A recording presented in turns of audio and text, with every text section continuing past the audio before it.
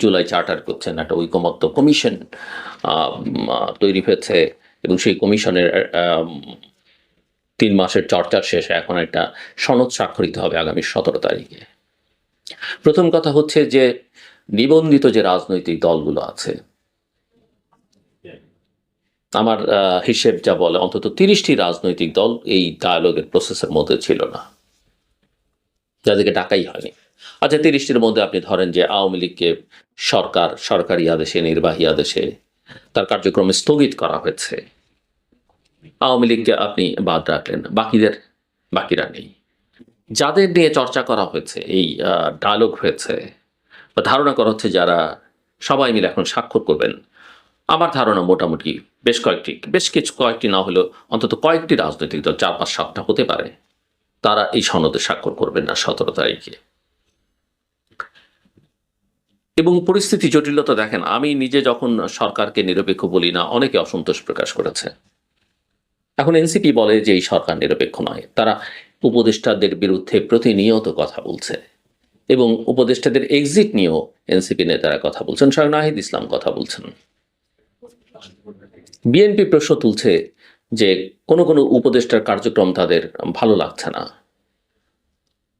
প্রশ্নবিদ্ধ, ষড়যন্ত্রের গন্ধ তারা পায়। একই কথা জামায়াত ইসলামের নায়েবে আমির ডক্টর আব্দুল্লাহ মুত্তাহের তিনিও বলছেন। তিনি তো আরো ভয়ঙ্কর কথা বলেছেন, এই উপদেষ্টারা ষড়যন্ত্রে লিপ্ত, এই উপদেষ্টারা কে কি বলছেন, কার সঙ্গে কি আছে যোগাযোগ, তাদের সবকিছু রেকর্ড করা আছে এবং সময় মতো ছেড়ে দেওয়া হবে। অর্থাৎ আমরা যে ফোন আলাপ রেকর্ডের কথা বলি বা বিভিন্ন মিটিংয়ে এই যে লুকিয়ে অন্যের কথা ধারণ করবার কথা বলি, যেগুলো নিয়ে আমরা দীর্ঘদিন সমালোচনা করছিলাম, সেটা হয়ে গেছে অলরেডি। কিন্তু সেই সমালোচনার চেয়ে বড় কথা যে এই উপদেষ্টাদের বিরুদ্ধে অনেক কিছু রেকর্ড করা আছে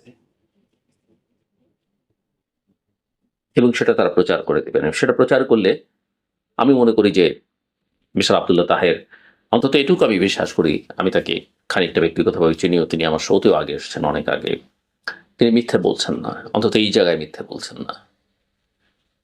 চিত্রটা কি দাঁড়াবে? তারপরে ধরেন এই যে উপদেষ্টাদের দুর্নীতির খবর যেভাবে বেরোচ্ছে নানা মাধ্যমে, নানা পত্রপত্রিকায়, সোশ্যাল মিডিয়াতে,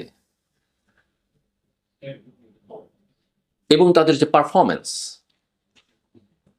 এবং তাদের একটা বড় অংশই যে কোনো দিন আপনি বিবেচনা করলে দেখবেন দেশের বাইরে।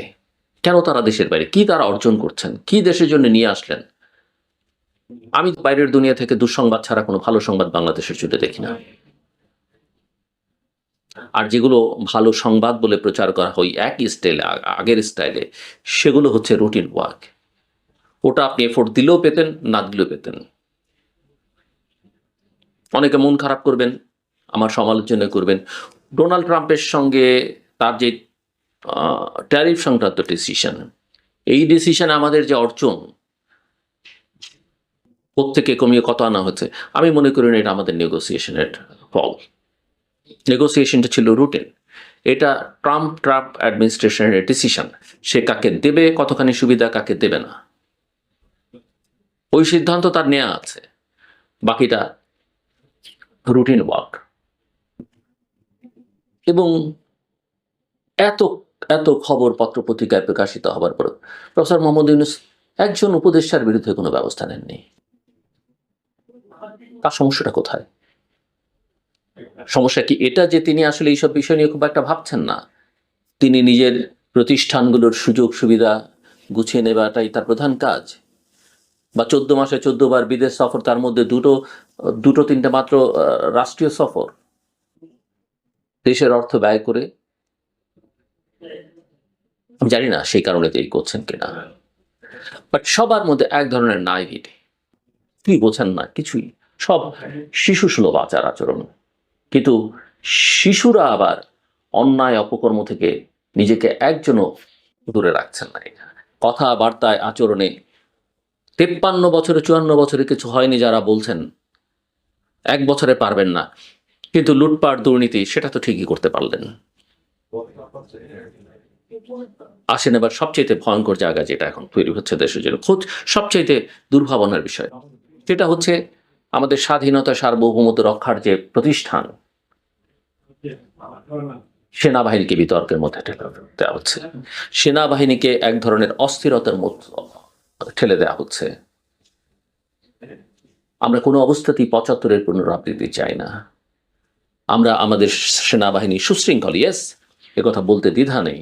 আমি বিশ্বাস করি আমাদের সেনাবাহিনীর যারা আছেন তারাও এতে মন খারাপ করবেন না বা অস্বীকার করবেন না যে সেনাবাহিনীর কতিপয় সদস্যের বিভিন্ন সময় সেই স্বাধীনতা উত্তর কাল থেকেই পর থেকেই কারো কারো ভূমিকা সেনাবাহিনীকে প্রশ্নবিদ্ধ করেছে, বিতর্কিত করেছে।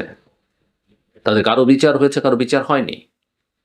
বিচারটা হওয়া দরকার, কিন্তু সেটা অফকোর্স সেনাবাহিনীর শৃঙ্খলা বজায় রেখে তার আইনের মধ্য থেকে সেটা করা উচিত। এই প্রতিষ্ঠান যদি অস্থির হয়ে ওঠে, এই প্রতিষ্ঠানের ভেতরে যদি অস্থিরতা তৈরি হয়, আমাদের দেশের জন্য ভয়ানক বিপদ ডেকে আনবে। যদিও আমি বিশ্বাস করি এবং মনে করি যে মানুষকে আশা জাগিয়ে রাখা, উৎসাহ দেওয়া, অনুপ্রাণিত করা, ইতিবাচক কথাবার্তা বলা, সেগুলো আমাদের মতো যারা আমরা কথাবার্তা বলি তাদের প্রধান কাজ। কিন্তু জোর করে সেটা করা আমার মনে হয় খুব একটা ভালো কাজ নয়। সেটা আরো জটিল করে তোলে সমস্যাকে, এবং দেশবাসীকেও বা যারা আমাদের কথা শোনেন তাদেরকে বিভ্রান্ত করা হয়। আমি অনেকদিন ধরে বলছিলাম যে এই সরকারের অধীনে খুব ভালো নির্বাচন আশা করা সম্ভব নয়, উচিত নয়, এবং নির্বাচনটা আমি ফেব্রুয়ারিতে দেখি না। আমি আমার কথা থেকে একদমই সরে যাইনি। আমি ফেব্রুয়ারিতে নির্বাচন দেখি না। যদি কোনো নির্বাচন হয়ও সেটা আসলে কোনো মানদণ্ডেই একটা নির্বাচন হবে, একটা ফার্স্ট সিলেকশন হতে পারে, এবং এই নির্বাচনের ফলাফলও যেভাবে দেখছেন সেভাবে হবে মনে করবার কোনো কারণ নেই। এবং নির্বাচনের দিনও ভণ্ডুল হয়ে যাবার আশঙ্কা আছে, অনেক ক্যাজুয়ালিটির আশঙ্কা আমি করি। এবং যে কথা আমি শুরু থেকেই বলছিলাম, আমি আবারও পরিষ্কার করি, কোনো রাজনৈতিক দলের সঙ্গে আমার কোনো সম্পর্ক নেই। আমি কখনো রাজনীতি করব না। ছাত্র জীবনে করেছি, ছাত্র জীবন ছেড়েছি। বিএনপি দিন যত যাবে তার গ্রাউন্ড সে লুজ করবে এবং তার সম্ভাবনাটা নষ্ট হয়ে যাবে, এবং ফেব্রুয়ারিতে নির্বাচন হলে সেটা আমার ধারণা ফলাফলের মধ্য দিয়েও প্রকাশিত হতে পারে। এর বেশি কিছু আমি বললাম না, বলাটা উচিত হবে না এখন আমার। কিন্তু আমি মনে করি যে রাজনীতিটা পরিবর্তিত পরিস্থিতি বিএনপির করা উচিত ছিল, যে সাহসটা দেখানো দরকার ছিল, যে লিডটা বিএনপির নেওয়ার দরকার ছিল, বিএনপি সেটা নিতে ব্যর্থ হয়েছে।